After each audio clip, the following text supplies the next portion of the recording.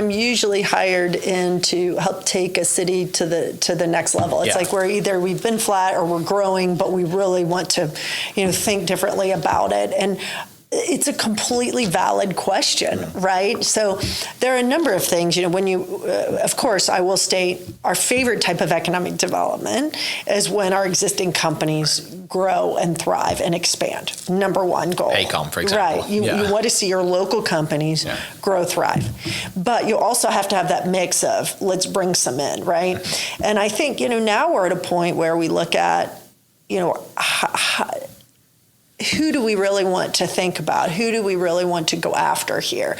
And what does that do? When you see economic expansion, business expansion in the market, what it does, it brings in more jobs.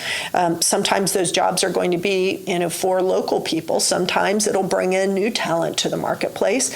Yes, it increases the tax base. So ideally, it helps to, keep taxes at a reasonable level for the rest of us. But at the same time, we're able to continue to expand amenities. Yes, it brings in new cultural and arts opportunities. Some of the businesses we've been able to bring in here have been big sponsors of, whether it's the Thunder, the Dodgers, you name it, to, you think about all of our arts and cultural organizations too, and what they represent and the vibrancy they bring to the community. And arts is a part of economic development. As a quick sidebar, 20 years ago when I was in the early stages in the industry, you didn't hear about the arts, and you heard quality of life somewhat, though again, Oklahoma City was ahead of the curve on the quality of life piece, especially for those communities like, those on beaches or with mountains, they can cheat. They don't have to work as hard on quality of life as those of us who might not have beaches or mountains, right?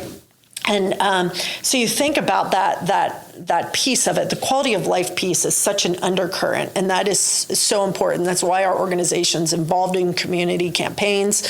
The issue campaigns is the quality of life piece. But when you bring in a company, it's all of those impacts, right? It's increase in the tax space. It's new jobs, and that's really how you have population growth.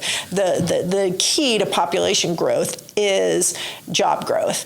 And, I always look at it, you have cities that are either declining, they're staying flat, or they're increasing. And it's a matter of, how much they're increasing sometimes, right? And I understand that, I've had some folks say to me, how do we continue to maintain our culture as we grow?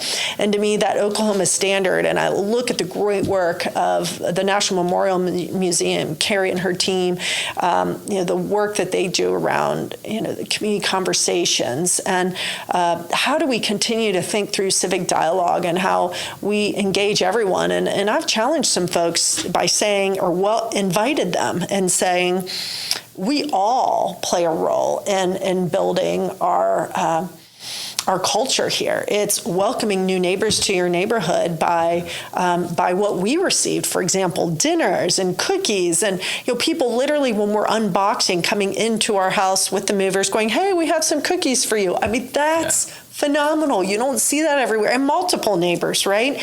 That's phenomenal. And that's paying it forward in the culture. So when we have new neighbors, absolutely we're going to be doing that, right? Yeah. To someone new on your team, even if they're in a different, department, if you will, within your corporation or your entity, asking them to lunch. Hey, welcome to our organization. And, those acts of kindness, kindness, right? That's what we're known for. Yes, dreams and kindness. And we are the modern frontier. And I think, thinking through all of that. And I'm excited. Our Visit OKC team is getting ready to launch OKC Insider. I think I have that right. Okay. Insider OKC. And it's about,